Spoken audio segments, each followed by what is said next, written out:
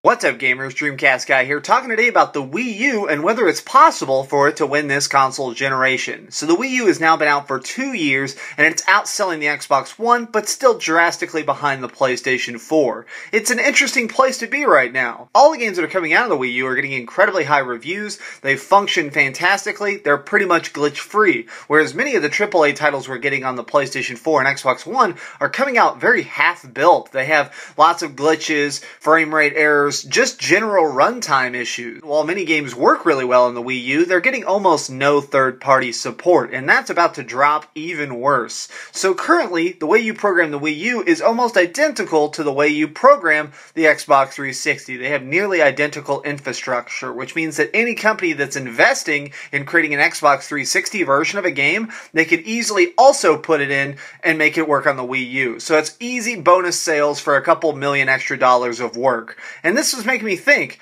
what's going to happen when they cut support on the Xbox 360 and PlayStation 3? And believe me, that time is coming faster than you think. There are about 14 million PlayStation 4s in homes now, and about 7 million Xbox Ones in homes now, which means the adoption rate for the new consoles is astronomically higher than we originally thought it was going to be. An adoption rate this high means that they can abandon the old hardware faster. So I think we're about to start seeing a lot of pullback on the PlayStation 3 and Xbox. The versions we get on them are probably going to be shittier and shittier because people don't want to actually invest in these old technology anymore. And unfortunately, a lot of developers right now are looking at the Wii U the same way. They're seeing it as old technology. So even though all the Wii U games are high rated, well received, and well loved by fans, both hardcore and casual alike, they're still not able to get that console into homes. So there are two big options that Nintendo has to face now. Option A is you can drop the gamepad. That saves your console about $80 of cost.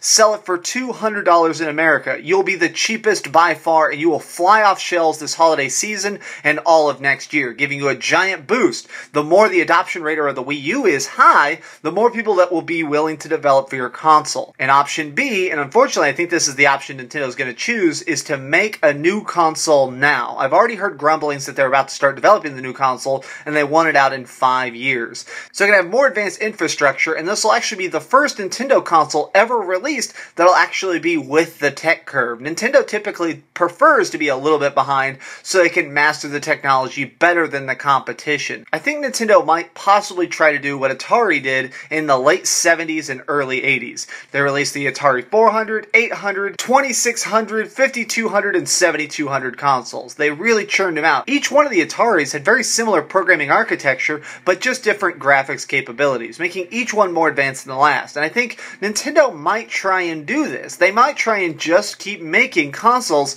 every 5 years. The unstoppable juggernaut that is probably keeping Nintendo afloat at this point is the 3DS. I mean, the DS in general. They've just been making them and making them and making them. And I'll admit it, I'm going to admit it right now on camera, that I'm totally buying the new 3DS. The new 3DS isn't that much more advanced, the graphics aren't that much better, the new joystick isn't that much better, but they know what they're doing, and I'm willing to pick it up to buy the new games that I'm sure they're going to make. Well, I think they may try and make a DS version of the Wii U, and what I mean by that is I think they're just going to keep making Wii U's over and over and over again. Just kind of get you to keep picking up the newest version that's about the same cost. So say they made a cheap budget version of the Wii U right now. Assume that they made a gamepad-free $200 version of the Wii U right now. And then 4 years down the line, they release a new console that is also $200 but more advanced. Now imagine if Nintendo goes into doing this. They could win this console generation.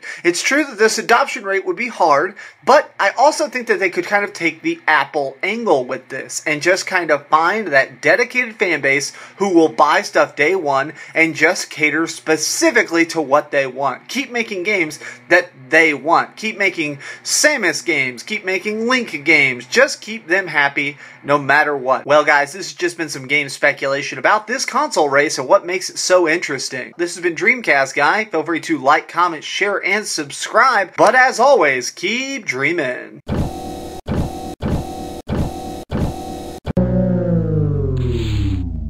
Thanks so much for watching. If you liked this video, maybe check out my last video. Please subscribe, and if you want, share this somewhere with your friends.